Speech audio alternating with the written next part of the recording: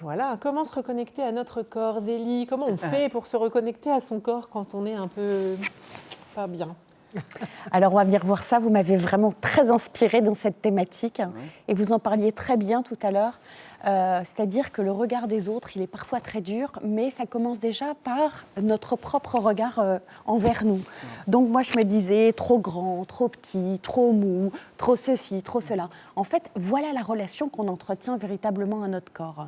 Alors que notre corps, finalement, ça serait notre meilleur ami. Il nous emmène partout, même quand il n'est pas d'accord. En fait, il nous suit partout où l'on va. En fait, notre corps, c'est comme si c'était un super bolide, un super véhicule qui nous emmène partout, même quand il n'a pas envie. Sauf que notre véhicule, on le chouchoute, on va à la pompe à essence lui mettre de l'énergie. Quand il y a un problème, on l'emmène au contrôle technique. Et quand il y a un petit clignotant qui s'allume, qu'est-ce qu'on fait? On se met sur le bas-côté, on ouvre le capot pour savoir ce qui s'y passe.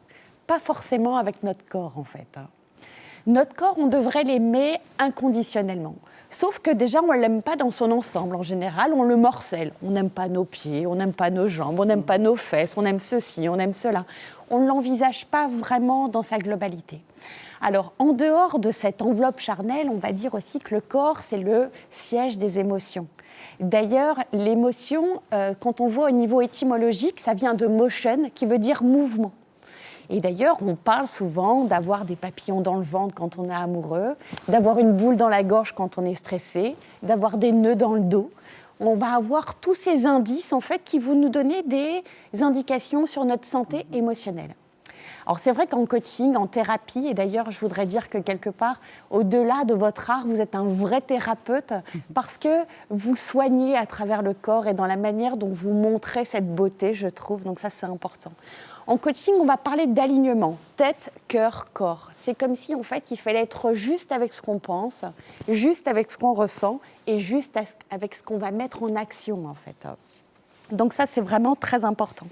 Et la danse, justement, elle va venir contribuer à cet équilibre parce qu'on va venir voir, elle a plein de bienfaits. Alors, c'est un moyen de s'exprimer, c'est un moyen de s'amuser, de lâcher prise, de se vider la tête, mais c'est aussi un moyen de renouer avec sa vitalité. Et ça, c'est ce que vous m'inspirez quand j'ai vu toutes vos vidéos, c'est que voilà, vous incarnez la vie, c'est cet élan de vie que l'on voit chez vous et je trouve ça vraiment très beau. Et c'est ça qui fait pleurer Anne-Sophie. Pas que, mais en partie. Pas que, ouais.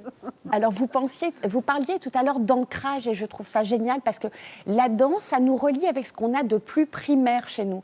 D'ailleurs, les petits, on voit même avant même de parler, en fait, ils s'expriment, ils dansent sans retenue. Et c'est seulement à l'âge adulte où, en fait, on va être un petit peu plus gêné de danser, alors que c'est finalement tout à fait naturel. Je trouve aussi que la danse, c'est un super moyen de fédérer parce qu'il n'y a plus d'âge, il n'y a plus de religion, il n'y a plus de génération. On peut danser, on peut être en lien, tout simplement, et donc ça fait du bien. Du coup, la danse, c'est un moyen de se reconnecter à son corps? Oui, tout à fait. Alors aussi parce que ça permet de se reconnecter à l'instant présent.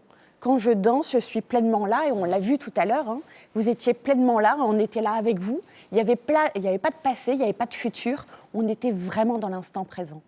Alors on va venir voir pourquoi la danse, ça sécrète autant de plaisir, c'est qu'en fait, on va sécréter plein d'hormones.